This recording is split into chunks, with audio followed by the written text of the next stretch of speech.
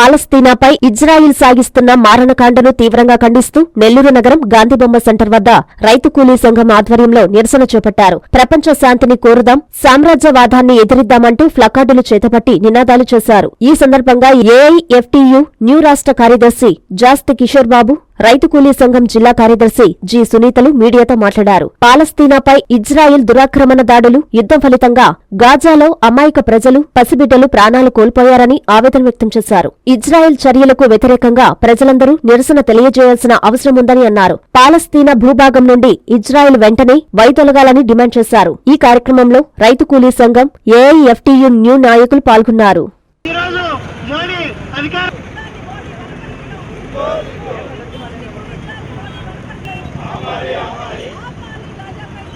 నా పేరు జాస్తి కిషోర్ బాబు. నేను అఖిల భారత కార్మిక సంఘాల సమాఖ్య ఏఐఎఫ్టీయూ న్యూ రాష్ట్ర కార్యదర్శిని.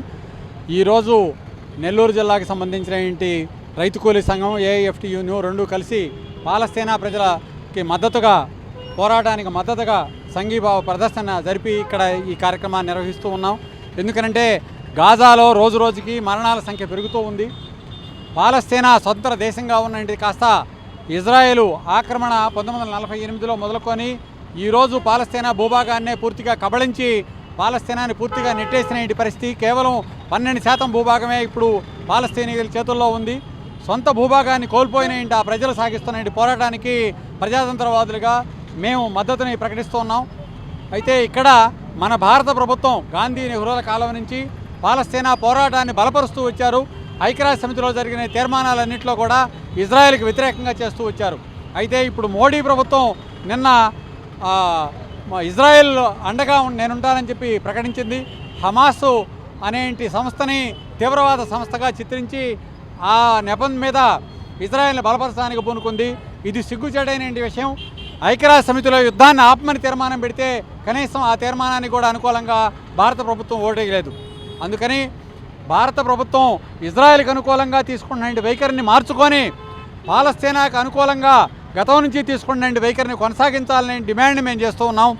పాలస్తీనా ప్రజలకి ఈరోజు దేశవ్యాప్తంగానే కాదు, అంతర్జాతీయంగా అనేక దేశాల్లో లక్షలాది మంది ప్రజల వీధుల్లోకి వచ్చి సంఘీభావం చెప్పారు. అందులో భాగంగానే మేము కూడా ఈరోజు ఈ కార్యక్రమాన్ని నిర్వహించాం. భారతదేశ కార్మిక వర్గం తరఫున, రైతాంగం తరఫున ఈ పాలస్తీనీయుల పోరాటాన్ని మేము బలపరుస్తాం.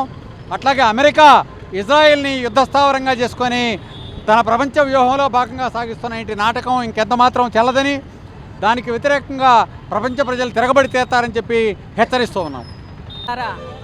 నా పేరు సునీత, రైతు కూలీ సంఘం జిల్లా కార్యదర్శిని. ఈరోజు మనం చూస్తూ ఉన్నాం, ఇజ్రాయెల్ పాలస్తీనాపై యుద్ధం ప్రకటించి మొత్తం అక్కడ ఉన్నటువంటి ప్రజల్ని చంపేస్తూ ఉండడము, పిల్లల్ని రోజు మనం వీడియోల్లో, ఫోటోల్లో చూస్తూ ఉన్నాం. పసిబిడ్డల్ని అక్కడ ఉన్నటువంటి ఆ శిథిలాల కింద నుంచి ఏరుకునే పరిస్థితి ఎంత దుర్మార్గమైన పరిస్థితి. దీన్ని ప్రోత్సహించడం అనేది ఏ నాయకులైనా సరే, ఏ దేశ పాలకులైనా సరే దీన్ని ప్రోత్సహించడం అనేది చాలా దుర్మార్గమైన చర్య. ఎందుకంటే మనం గతం నుంచి చూస్తూ ఉన్నాం, ప్రపంచం మొత్తం మీద యుద్ధాలని ప్రోత్సహిస్తూ అమెరికా ఆయుధాలు అమ్ముకొనే వ్యాపారంలో పైకొచ్చింది. అందుకనే ఈరోజు మొత్తం ప్రపంచంలో మొత్తం అన్ని దేశాలని తన గ్రిప్పులో పెట్టుకోవడం కోసం యుద్ధాలని ప్రోత్సహిస్తూ ఉంది. దీనికి వ్యతిరేకంగా ప్రజలు నిలబడాల్సిన అవసరం ఉంది. ఈరోజు ఒక చిన్న గాజా అనే నగరం మీద ఇంత పెద్ద యుద్ధం ప్రకటించింది. 2000 మంది సైన్యాన్ని అక్కడ దించింది. ఇంకా 3000 మంది సైన్యాన్ని రెడీగా పెట్టుకొని ఉంది అమెరికా. అంటే అక్కడ ఏం చేయదలుచుకున్నది? దీన్ని ఈరోజు ఐక్యరాజ్య సమితి కూడా ఈ యుద్ధం ఆపాలని చెప్పి తీర్మానం చేసినప్పటికీ ఐక్యరాజ్య సమితి మాటను కూడా లెక్క చేయకుండా యుద్ధాన్ని ప్రోత్సహిస్తున్నటువంటి అమెరికాని అందరూ కూడా తీవ్రంగా ఖండించాలి. ఈరోజు పాలస్తీనీయులు వాళ్ళ దేశం కోసం, వాళ్ళ దేశంలో వాళ్ళు బతకడం కోసం పోరాడాల్సిన అవసరం ఎంత దుర్మార్గమైందని చెప్పి మనందరం ఆలోచించాలి. ప్రజలందరూ పాలస్తీనా వాళ్ళకి అండగా నిలవాలని చెప్పి కోరుకుంటూ ముగిస్తున్నాం.